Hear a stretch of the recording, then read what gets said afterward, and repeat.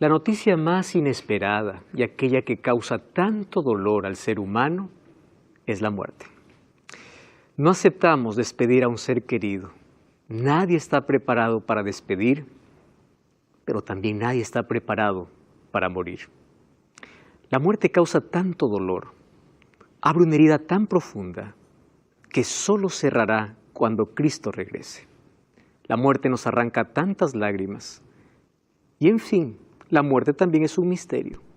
¿Qué sucede cuando una persona muere? Sin embargo, quiero decirte algo.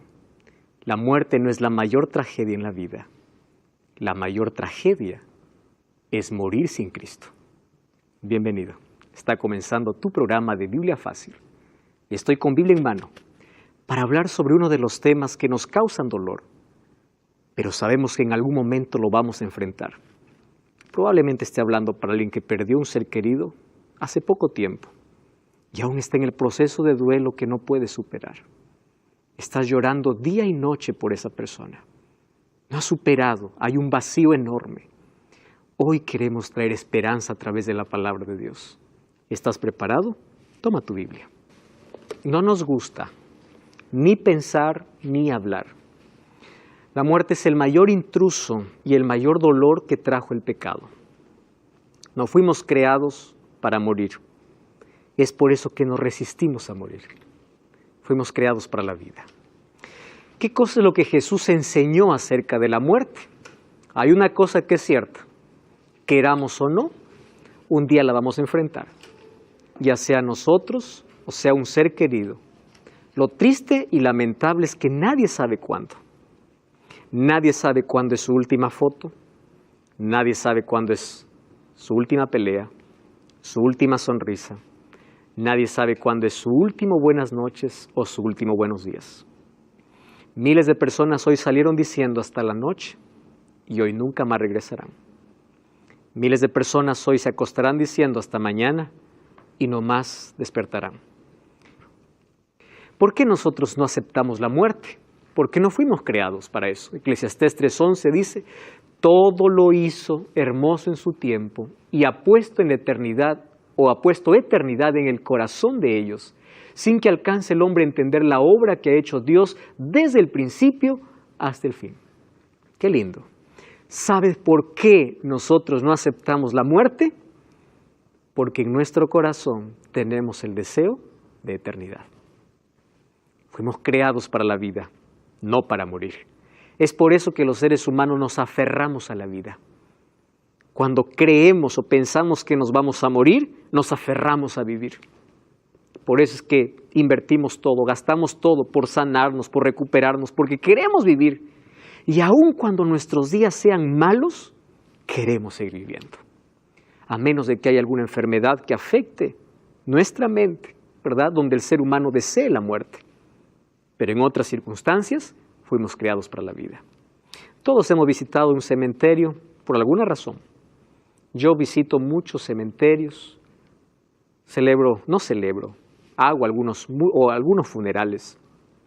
Consolar a la familia no es fácil. Sin embargo, tampoco es fácil ver en un cementerio tanta cruz pensando que tú pudiste haber sido uno de ellos. Cuando yo veo una cruz, al pie de esa cruz no está enterrado solo una persona. Está enterrado sueños, proyectos, el corazón de una familia y sobre todo está enterrado decisiones postergadas. Porque miles de esas personas por un poquito no se salvaron. Porque rechazaron el último mensaje que recibieron. Nadie sabe cuándo es la última oportunidad. Yo siempre digo a las personas, mientras tengamos vida tenemos oportunidad, pero nadie sabe cuándo es la última. Nadie sabe cuándo es el último mensaje, el último llamado, la última vez que el Espíritu llama. Nadie sabe. Por eso la necesidad de poder vivir cada día como si fuese el último día de nuestra vida equivale para tener buena relación con Dios y buena relación con nuestros semejantes. Vive como si hoy fueses a morir. Tenemos el deseo de eternidad en el corazón. La muerte para unos es una coma, mientras que para otros es un punto. De acuerdo a este concepto se vive la vida. Aquel que dice con la muerte se acaba todo, vive como quiera, porque solo tiene una corta vida para vivir. Pero aquel que sabe que la muerte solo es una pausa porque luego va a resucitar, vive de otra manera. ¿Por qué? Porque sabe que la muerte no es un punto final. La muerte es una pausa porque un día va a resucitar. De este concepto depende nuestra vida. La muerte también envuelve un misterio, porque la mayor pregunta es ¿qué sucede cuando una persona muere? Los registros más antiguos lo encontramos de los egipcios, con las grandes pirámides egipcias, donde eran enterrados los faraones y la forma que tenían las pirámides y las cosas que enterraban allí demostraba de que ellos ya tenían un concepto sobre la muerte. Por ejemplo, los egipcios creían que cuando uno muere o el faraón moría, el faraón iniciaba un peregrinaje hasta encontrar la inmortalidad y encontrarse con los dioses y convertirse en un dios. Por eso es que para ellos un faraón era el hijo de Dios. Y es por eso que les enterraban con sus enseres, les enterraban con comida, con sus siervos, porque ellos creían de que ellos iban a una lucha constante hasta encontrar la inmortalidad. Pero esto no es bíblico.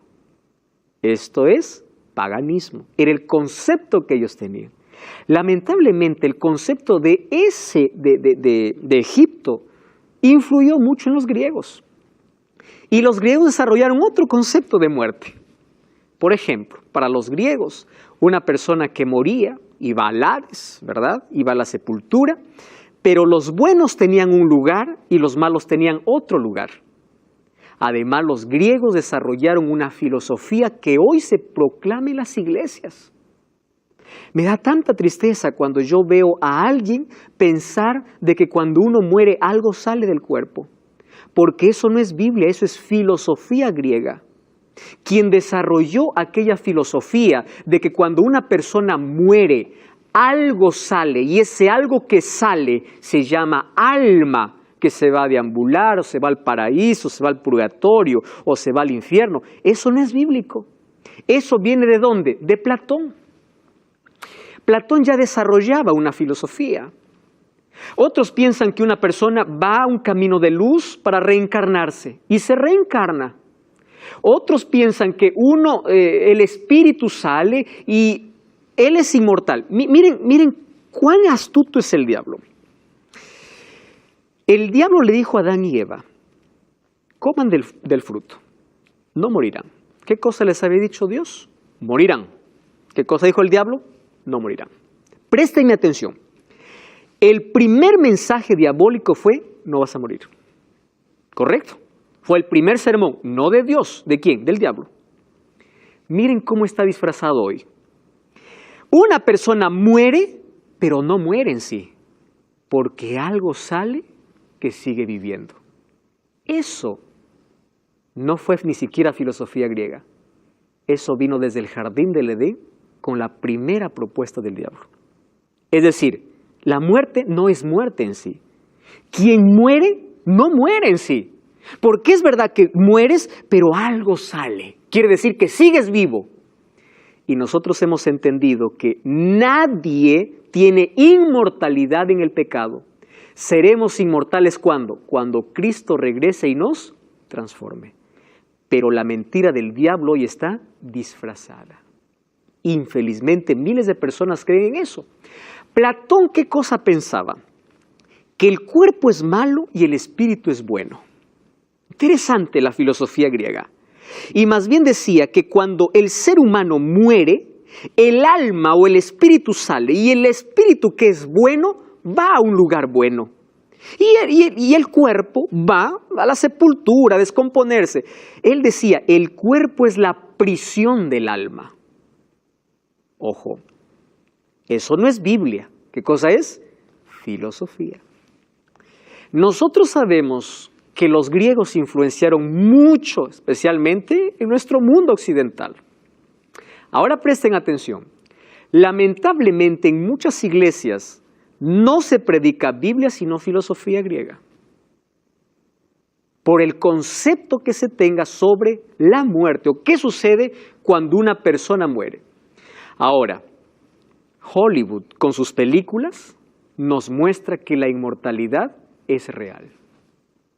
¿Ya vieron ustedes? Incluso sesiones espiritistas están basadas ¿en qué?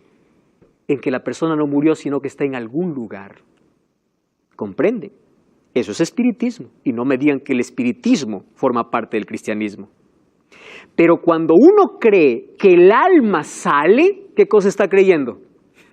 Está creyendo que yo puedo comunicarme con los muertos. Y según Deuteronomio capítulo 18, versículo 10 al 12, comunicarse con los muertos es abominación a Jehová. ¿Por qué es abominación? Porque no te estás comunicando con un ser que perdiste. Es Satanás mismo quien está tomando la forma para hacerte creer. Por eso que hay personas que dicen, no, yo lo vi, hay apariciones, yo escuché su voz y era igualita. ¿Ustedes recuerdan que un día Saúl fue a una pitonisa de Endor, a una bruja, y le dijo, quiero que me hagas venir a Samuel? Y la bruja le dijo, yo veo espíritus que suben. ¿Cómo que suben de la tierra? Y dice, sí, y le dio las características, a él es a quien yo busco. La sesión espiritista ya viene desde muy antes. Es por eso que Dios prohibió a su pueblo y le dijo, ustedes no consultarán a los muertos. Y en su palabra nos dejó claro cuál es el estado de los muertos. Ahora fíjense una cosa. El primer sermón de Satanás fue, no morirás. Y ese sermón diabólico, lamentablemente, se está predicando. Se cree a través de tradición, a través de filosofía o a través de predicaciones incluso de algunos. No vas a morir. Cuando alguien muere, no muere. Su alma sale. Está en el cielo, mirándonos desde el paraíso, o está en el tormento, está sufriendo. Yo ya visité a una mujer hace años que lloraba y decía, pastor, dígame por favor, ¿dónde está mi hijo? Mi hijo no era bueno, yo tengo pesadillas, mi hijo me dice que está en el infierno. Le digo, ¿de dónde sacas? Eso es lo que sueño. ¿Y de dónde? Tú tienes que creer en un sueño. Tu sueño muchas veces es el reflejo de tu creencia. Pero tú tienes que ir a la Biblia y la Biblia te saca de esa esclavitud. Ahora fíjense. Para entender la muerte tenemos que comprender primero la vida. ¿Qué es la vida? Para entender la muerte hay que entender la vida. El libro de Génesis capítulo 2, versículo 7 dice así. Jehová Dios formó al hombre del polvo de la tierra, sopló en su nariz aliento de vida y fue el hombre un alma viviente. Présteme atención acá. La palabra alma viene del hebreo nefesh. ¿Qué cosa es nefesh? Nefesh significa vida, persona, ser vivo. Eso es en el idioma original. Nefesh. Vida, persona, un ser vivo. La palabra espíritu es la palabra ruah. Esa es la palabra en hebreo. Ruah. ¿Qué significa ruah? Aliento, vida. ¿Correcto? Aliento. Soplo, vida, eso es ruah. ¿Cómo Dios formó al hombre? Del polvo de la tierra y sopló ruah, aliento de vida. Entonces el hombre vino a ser ¿qué cosa? Vino a ser un nefesh. ¿Qué cosa es nefesh? Un ser vivo, un alma. ¿Cuál es la diferencia en el asunto de creencia sobre que el ser humano es un alma y tiene un alma? Miren, la diferencia es grande. La filosofía griega dice, el ser humano tiene un alma. Por eso que cuando muere, el alma sale. Eso dice la filosofía. Pero la Biblia no dice eso. La Biblia no dice que el ser humano tiene un alma. La Biblia dice que el ser humano es un alma. ¿Encuentra la diferencia? Mientras que los griegos decían, tiene, porque cuando muere sale el alma. La Biblia dice, no, tú eres un alma. Tú eres un ser vivo. Y la diferencia es grande, porque una vez más, aquí les voy a hacer recordar en la primera lección que vimos, cuando nosotros leemos la Biblia, tenemos que pensar que la Biblia no fue escrita en nuestro contexto cultural. Para los hebreos, alma no habría problema. Por eso es que ellos decían alma, alma. Cuando a un hebreo le decías alma, él pensaba en un ser humano. Pero cuando un occidental, que somos nosotros, leemos alma, ¿qué cosa pensamos? Alma es algo que sale. Eso no es bíblico. ¿Eso qué cosa es? Filosófico. Y aquí hay una batalla entre la filosofía y la Biblia. ¿Correcto? Ahora fíjense, entonces, en conclusión, Dios hizo un alma. El ser humano es un alma. El ser humano no tiene un alma, sino es. Tú eres un alma. Ahora, ¿qué más dice la Biblia? Aquí voy a poner una ilustración. ¿Qué cosa es la vida? Es como una lámpara más electricidad. Polvo de la tierra más soplo de vida. ¿Qué cosa es? Un alma viviente. Entonces, cuando yo aquí separo, ojo, separo al foco de la electricidad, desaparece la luz. Ahora yo pregunto, ¿a dónde se fue la luz? A ningún lado, desapareció, se acabó. Pero cuando yo uno soplo de vida más polvo de la tierra, ¿qué cosa aparece? La lámpara, o sería esto, una persona, un alma viviente. Por eso es que la Biblia declara así. La fórmula de la muerte es polvo de la tierra menos el soplo de la vida. Si para que el ser humano venga a la vida, Dios juntó el polvo, hizo un ser humano, sopló en su nariz y fue un alma, cuando una persona muere, el cuerpo ¿a dónde va? A la tierra porque es polvo y el ruah, aliento de vida, vuelve a Dios. ¿Qué cosa quedó? Nada. El cuerpo se hace polvo. Y el aliento de vida, ¿dónde está eso? Eclesiastés capítulo 12, versículo 7. Vamos a la Biblia. Miren, la Biblia es tan clara. Eclesiastés capítulo 12, versículo 7. 12, 7. Dice así. Antes que el polvo vuelva a la tierra como era, y el espíritu vuelva a Dios que lo dio. Está hablando de la muerte. El capítulo 12 de Eclesiastés dice, acuérdate de tu Creador cuando eres joven, le dice. Y termina el texto diciendo, antes que el polvo vuelva a la tierra y el espíritu vuelva a Dios. ¿De qué está hablando? De la muerte. Entonces, cuando uno muere, ¿qué sale? No sale nada. No hay nada deambulando. El cuerpo se descompone y se hace polvo hasta el día de la resurrección, cuando Dios una vez más dé el soplo de vida para que todos los muertos puedan resucitar. Sí, Wilfrido. El espíritu que vuelve a Dios, pertenece a Dios obviamente, pero, o sea, que yo soy espíritu, No, el espíritu es la vida que tienes. Porque nosotros tenemos un cuerpo por el cual somos formados y el espíritu es el respirar, es el aliento de vida que le pertenece a Dios. Espíritu en la Biblia también menciona la parte interna del hombre, emociones, sentimientos, es la vida en sí, la vida misma. A eso se refiere espíritu, que cuando el hombre muere, eso termina hasta el día de la resurrección, porque eso regresa a Dios. El sentido de regresar a Dios es porque Dios es el autor de la vida. ¿Correcto? Muy bien. Yo aquí coloqué una caja. ¿Ya? Esta caja tiene dos cosas. Uno, 4 tablas y aquí para unir clavos. ¿Correcto? Entonces, si yo junto 4 maderas, 4 tablas y los uno con el clavo, ¿qué cosa forma? Una caja. Un día yo no quiero caja. Agarro el martillo, saco los clavos. Al sacar los clavos a un lado y la madera a otro lado, ¿dónde se fue la caja? No existe. Ya no es más caja. Al unir las tablas con los clavos, ¿en qué se convierte? En caja. Al separar los clavos de las tablas, ya no hay caja. Ese es el ser humano. Soplo de vida, cuerpo, polvo de la tierra. Ese es el concepto bíblico sobre la muerte. Por eso tenemos que leer la Biblia no con el concepto filosófico o concepto griego, sino con el concepto bíblico. Según la Biblia, miren, el ser humano es mortal o inmortal. Ezequiel 18, 4 y el versículo 20. Maribel, por favor, puedes leer.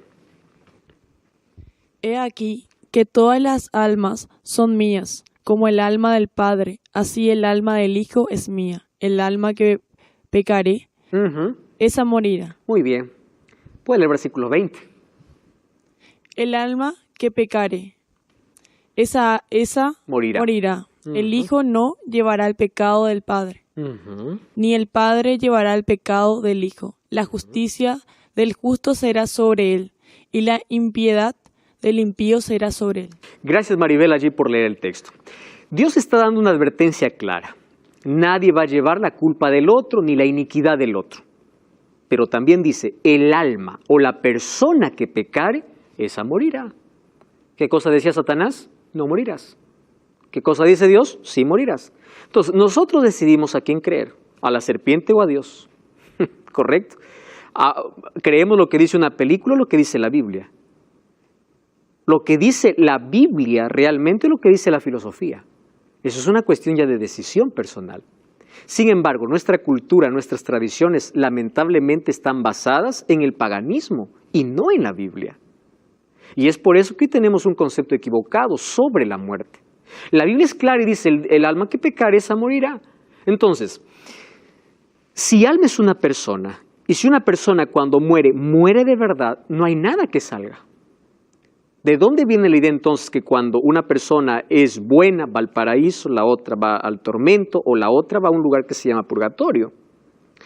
Y con una oración yo puedo sacarlo del purgatorio. Miren qué peligroso es eso. Porque si a mí me salvan de muerto, ¿para qué me voy a arrepentir de vivo? Y la salvación no es un asunto de que alguien me salve o la salvación no es un asunto de que yo me salvo por la oración de alguien. Yo me salvo por mi elección, porque yo acepto a Jesús. ¿Correcto? Entonces, cuando nosotros aceptamos la filosofía, abrimos la puerta para el espiritismo, comunicación con los muertos, para pensar en tantas otras cosas que no tienen un fundamento bíblico. ¿Cuándo los salvos recibirán el don de la inmortalidad? Esto ya leímos en el capítulo anterior. 1 Corintios 15 dice, cuando se toque la trompeta, los muertos serán resucitados incorruptibles y nosotros seremos transformados. Es decir, incorruptible significa sin defecto, perfecto, correcto, van a resucitar. Y allí dice, cuando esto corruptible sea vestido de incorruptible y esto mortal se vista ¿de qué?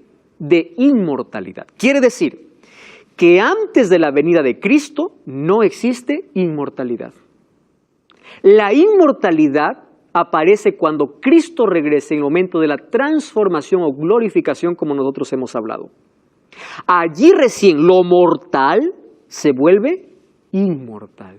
Ahora, si recién se vuelve inmortal cuando Cristo viene, entonces ¿de dónde nace la idea de que algo sale y continúa viviendo? Tenemos que tener mucho cuidado aquí con eso. Además, si las personas que mueren van al cielo como recompensa, ¿dónde queda el texto que Jesús recién viene a recompensar? O si ellas ya están en el cielo, ¿a quién va a venir a resucitar? No tiene lógica, no tiene sentido alguno. Ahora fíjense, y de allí viene la promesa, ¿verdad? Y cuando este corruptible o esto corruptible se haya vestido de incorrupción, esto mortal se haya vestido de inmortalidad, se cumplirá la palabra que está escrita, sorbida es la muerte en victoria. Maravilloso. Ahora, ¿qué sucede después de la muerte? Ahora sí, ¿a qué comparó Jesús la muerte de Lázaro? Todos conocemos la historia de Lázaro. Amigo de Jesús, para darnos cuenta que los amigos de Jesús también pasamos por dolor. Vamos al libro de Juan capítulo 11, todos en Juan, capítulo 11. Vamos a descubrir una verdad aquí extraordinaria. Le dan aviso a Jesús que su amigo está enfermo y él a propósito no va.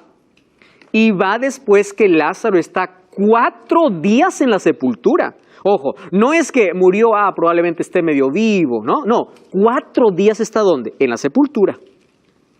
Cuando ve la hermana de Lázaro, a Jesús le hace un reclamo y le dice, si tú hubieses estado aquí, mi hermano no hubiese muerto. Vamos a leer entonces, miren, 11, el versículo 24. Versículo 23, ¿está bien? Dice así, Jesús le dijo, tu hermano resucitará. ¿Quién está diciendo? Jesús.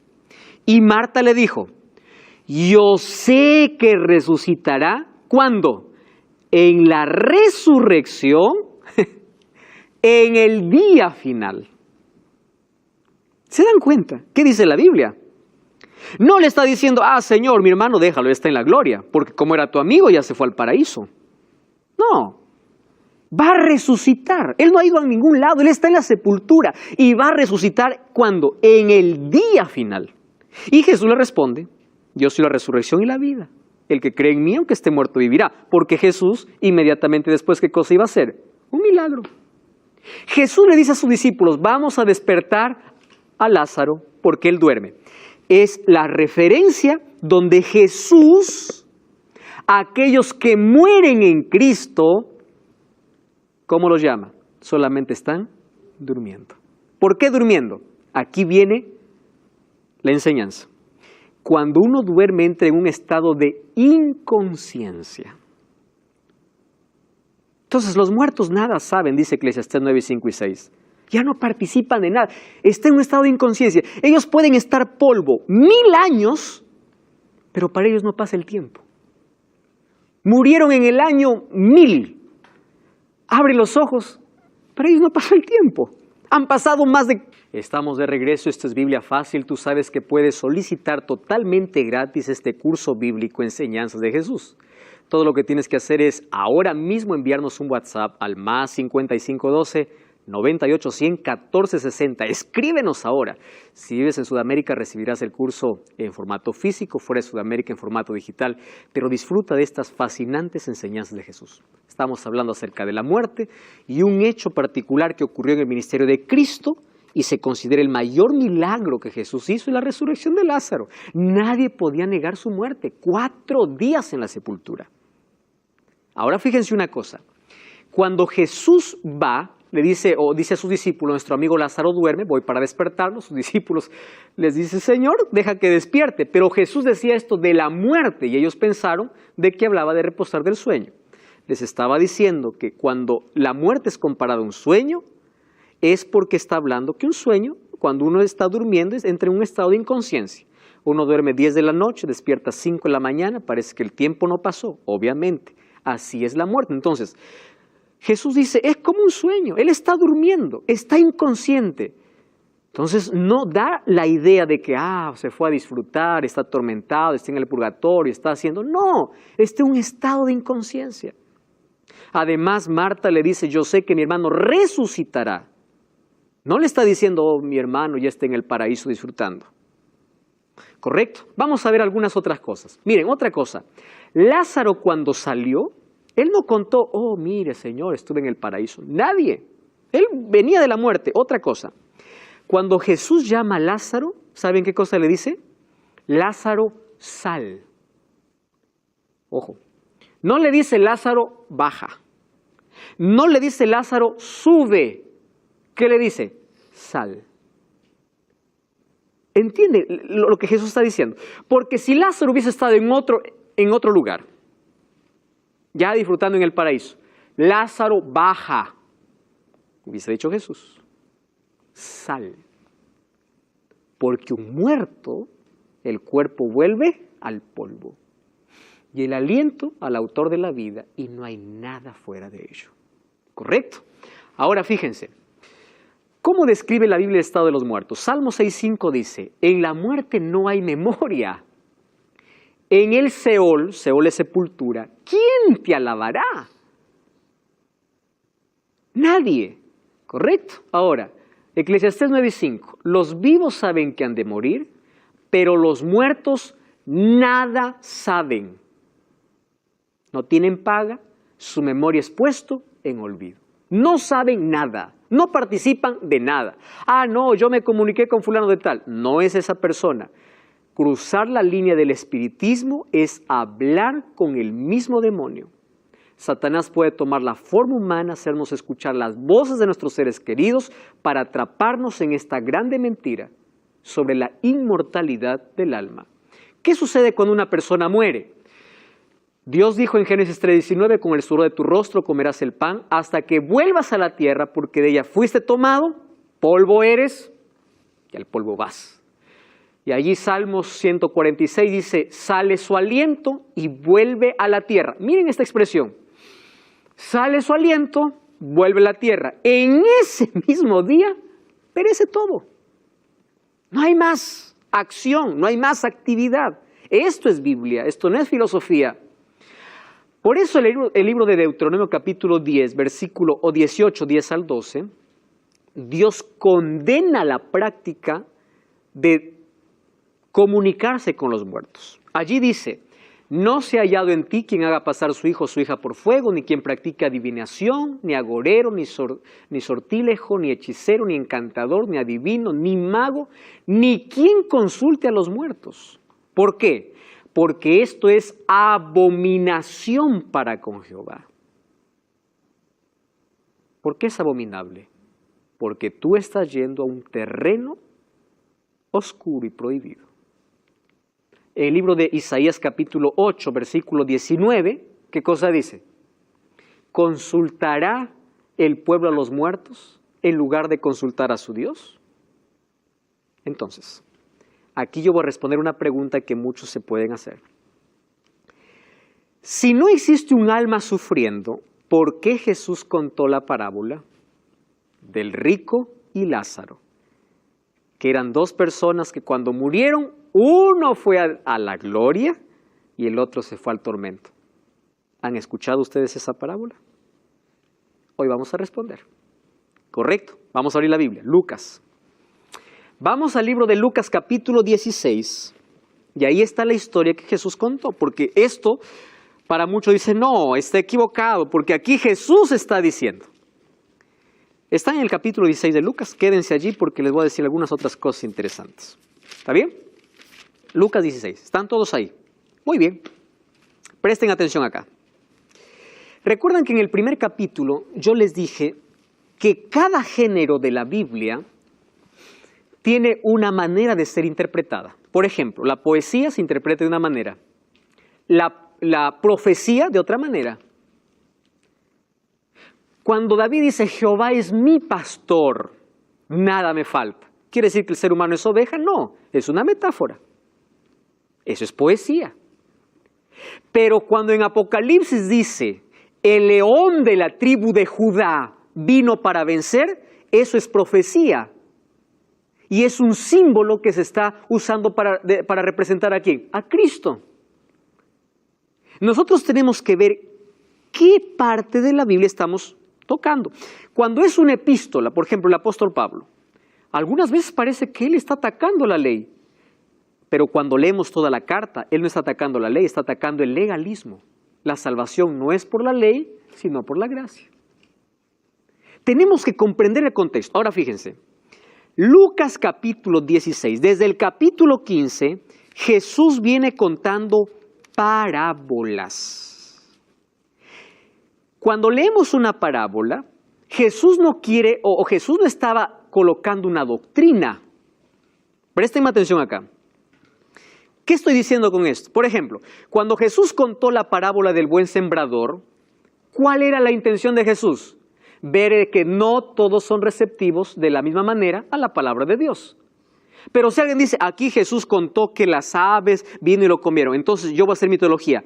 ¿Qué significan aves? ¿Cuántas aves eran? ¿Para qué te vas a detener? El propósito de la parábola no era ver cuántos animales comieron la semilla, sino era que algunos corazones no son receptivos a la palabra.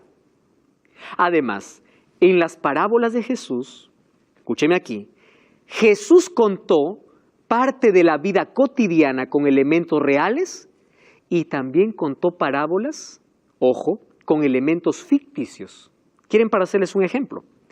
La parábola de aquel rey que invitó para las bodas de su hijo. ¿Eso era real? No, eso era una historia. ¿Qué ser humano puede rechazar la invitación de un rey? Díganme, ¿quién puede rechazar? Pero Jesús contó una parábola usando un elemento ficticio para enseñar una lección, que Él es el rey y Él siendo el rey, el ser humano se atreve ¿a qué? A rechazar la invitación. Comprenden que una parábola solo tiene lecciones, no doctrinas. Comprensible hasta ahí. Capítulo 15, parábola, oveja perdida, moneda perdida, el hijo pródigo. Capítulo 16, mayordomo infiel. En el capítulo 16, allí encontramos entonces la parábola del rico y Lázaro. ¿Correcto? Vamos a ver algunos detalles. Miren, ve. Si nosotros tomamos esta parábola con detalles literales, vamos a caer en serios problemas. Y hoy vamos a descubrir por qué es que Jesús no está tratando del estado de los muertos, sino quiere dar una lección a su pueblo. Número 1. Si nosotros decimos que la parábola del rico y Lázaro es literal, también tenemos que decir que la parábola del mayordomo infiel es literal. Parábolas son historias que traen una lección. Número 2. Jesús dice en Mateo 5:17, no he venido para anular la ley de los profetas. ¿Qué cosa es la ley? Los 5 primeros libros de la Biblia, el Pentateuco. ¿Qué cosas son los profetas? Los profetas del Antiguo Testamento. Si Jesús hubiese enseñado que hay vida después de la muerte, entonces estaría anulando la ley y los profetas. ¿Comprende? Y ya les dije que en el pensamiento hebreo, alma no es lo que en el pensamiento occidental se cree. Número 3. Dice, miren lo que dice, vamos al capítulo 19, capítulo 16, versículo 19. Había un hombre rico que se vestía de púrpura y lino, hacía cada día banquete con esplendidez. Había un mendigo llamado Lázaro, estaba echado en la puerta de aquel, estaba lleno de llagas, ansiaba saciarse de migajas que caían de la mesa del rico. Los perros venían y le lamían las llagas. Ojo, ya da para ver que esto es irreal. ¿Correcto? Otra cosa. Murió el mendigo y fue llevado por los ángeles al seno de Abraham, y murió también el rico y fue sepultado. En el Hades alzó sus ojos, estando en tormentos, y vio de lejos a Abraham y a Lázaro en su seno. Gritando le dijo, Padre Abraham, ten misericordia de mí, envía a Lázaro que moje la punta de su dedo en agua y refresque mi lengua, porque estoy atormentado. Pero Abraham le dijo, hijo, acuérdate que recibiste bienes en tu vida y Lázaro males. Ahora él está consolado aquí y tú atormentado. Además, todo esto, hay una gran cima entre nosotros, de manera que los que quieren pasar aquí no pueden, y los que quieren ir para allá tampoco pueden. Entonces le dijo, te ruego que le envíes a la casa de mi padre. Tengo 5 hermanos para que les testifique, a fin de que no vengan a este lugar de tormento. Abraham le dijo, a Moisés y a los profetas tienen, que le oigan a ellos. Entonces dijo, no, padre Abraham, pero si alguno de los muertos va a ellos, se arrepentirán. Pero Abraham le dijo, si no oyen a Moisés y a los profetas, tampoco persuadirán, aunque se levante uno de los muertos. Por ahí está la lección, pero luego les explico. Comprendimos la historia. ¿Qué sucede? Miren, vamos a ver detalles. ¿Por qué supuestamente, si nosotros lo tomamos literal, vamos a encontrar varios problemas aquí? Primer problema, el pobre se fue al cielo, no porque se arrepintió, sino porque lo pasó mal en la tierra. Así dice. Entonces significa que aquellos que lo pasan recontra mal, ya están salvos. Y aquellos que le pasan bien en la tierra, ya están perdidos. ¿Eso es un concepto bíblico? No. ¿Se dan cuenta que la parábola no tiene esa lección? Número 2. ¿En qué parte de la Biblia dice que existe el seno de Abraham? No hay.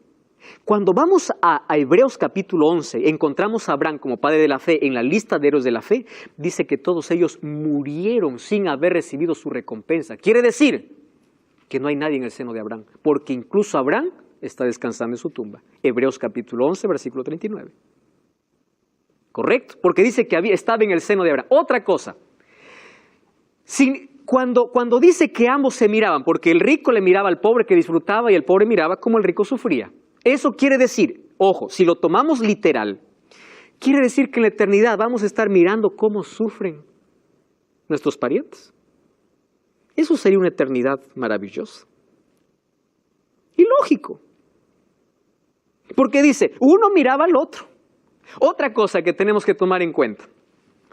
Si supuestamente cuando uno muere, el alma sale, ojo, estoy diciendo supuestamente, el alma no es el cuerpo, ¿verdad? Porque para algunos piensan, el alma es algo que, bueno, no tiene alguna cosa, pero el cuerpo está en la tierra, el alma sale.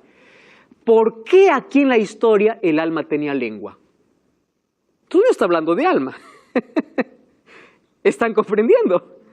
Entonces, Jesús no está colocando aquí la doctrina del estado de los muertos. Esta es una parábola, ¿correcto? Además dice que la recompensa lo va a dar cuando Cristo venga. ¿Eso no dice la Biblia? Correcto. Otra cosa. ¿Qué cosa es lo que Jesús quiso enseñar? Cuando uno muere, el destino está definido. Nadie puede pasar de un lado para otro. Nadie te salva de muerto. Número 2. Aquel mendigo pobre que murió y aquel rico Lázaro que consideraba padre a Abraham, ¿saben a quién representaba? A la nación judía.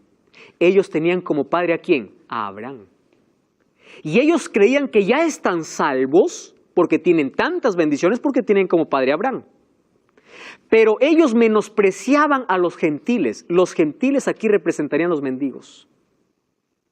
Pero sucede que en el día final dice que más bien los mendigos, o sea, los gentiles aceptaron a Jesús y más bien aquellos que tenían tanto privilegio se perdieron. Otra cosa, allí le pide, por favor, anda a mi familia, diles que por favor se arrepientan. Présteme atención aquí. Jesús lo que está diciendo es así. ¿Ustedes qué quieren? ¿Que alguien de los muertos resucite? Si ni siquiera a mí me escuchan. ¿Comprenden las lecciones que está dando para quiénes? Para el pueblo. Además, allí cuando Jesús dice, tienen a las Escrituras, y si no escuchan a las Escrituras, entonces tampoco irán si alguien se levanta de los muertos. Otro puede decir, pastor, ¿y por qué Jesús le dijo al ladrón, hoy estarás conmigo en el paraíso? ¿Recuerdan? Hay otro que dice, entonces el ladrón está en el paraíso. Espera un momento. El ladrón no está en el paraíso. ¿Por qué razón? Jesús le prometió, de cierto te digo hoy,